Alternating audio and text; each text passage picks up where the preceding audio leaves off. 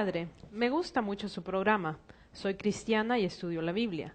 Así me pude dar cuenta que no es una religión lo que me va a dar la salvación, sino aceptar de todo corazón a Cristo Jesús. Ahora profeso esa verdad, la única verdad de Él y la palabra de Dios. Me gusta mucho escucharlo cuando desarrolla los temas desde la Biblia. Lo que no me parece, y se lo digo con mucho respeto, es que ustedes crean y le inculquen a la gente que es una religión lo que deben vivir o profesar más que al mismo Cristo. Por lo menos así lo hacen ver. Considero que su trabajo como guía espiritual debe estar basado en la enseñanza de la palabra de Dios más que en lo que profesa una religión.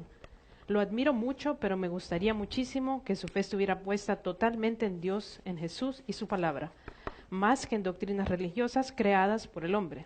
Muchísimas gracias por leer mi correo y de todo corazón le pido a Dios que no me tome a mal, pues no tengo ninguna mala intención.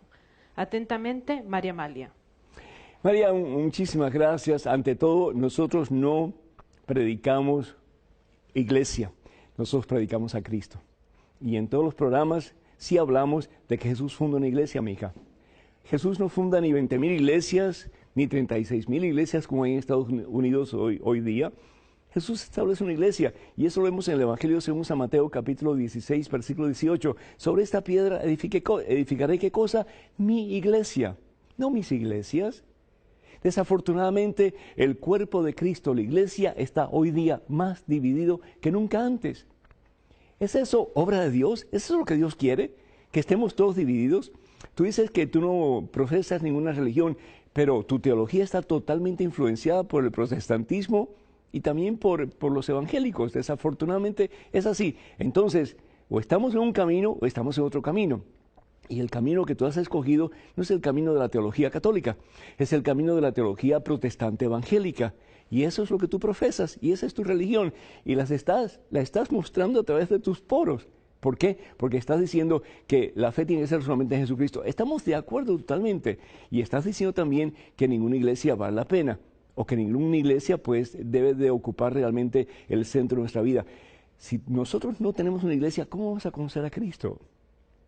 Explícame. Si nosotros no tuviéramos una iglesia, ¿cómo vamos a tener una Biblia? Cuando la Biblia es producto de la iglesia. La Biblia es el diario de fe de la iglesia.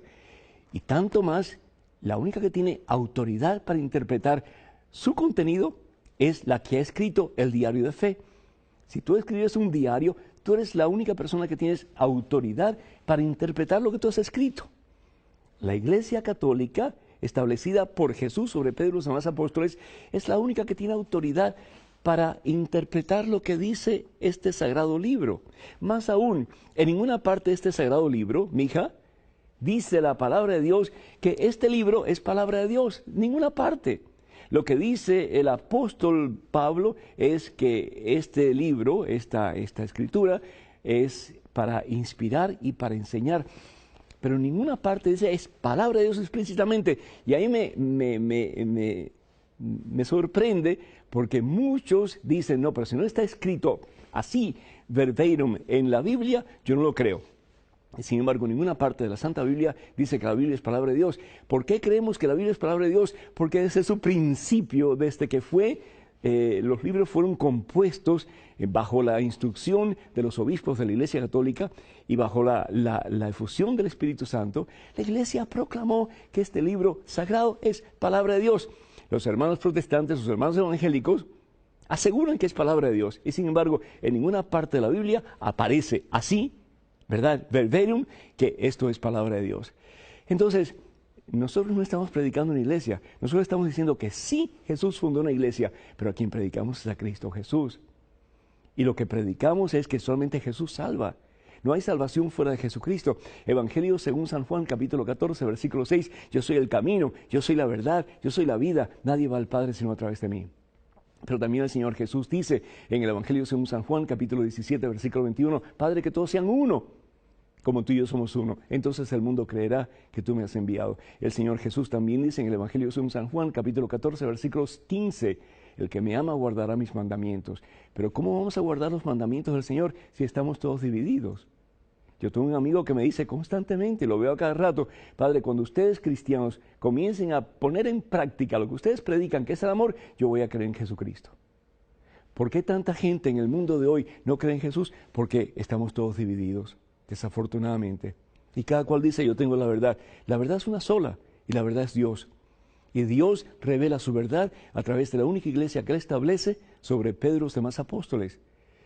La verdad de Jesucristo no fue revelada ni a través de John Wesley, ni a través de Martín Lutero, ni a través de ninguno de los reformadores de la Reforma Protestante, ni ninguno de los que hoy día se dicen pastores de iglesias evangélicas.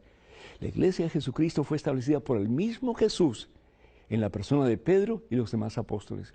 Y es la única que tiene el derecho y la autoridad para interpretar la Biblia y también para interpretar las enseñanzas de nuestro Señor Jesucristo. Así que por favor no juzguen las intenciones de los demás. Nosotros estamos tratando de predicar la palabra de Dios desde el punto de vista de la Iglesia Católica y estamos predicando a ese que es el único que salva, a ese que es el único que libera, a ese que es el único que da vida y salvación eterna, que es Jesús el Señor. La religión salva en el sentido de que es Jesús que utiliza la religión, es decir, la iglesia, para salvarnos. Sin la iglesia no podríamos salvarnos porque no conoceríamos a Cristo y por lo tanto no tendríamos de Cristo vida y salvación eterna.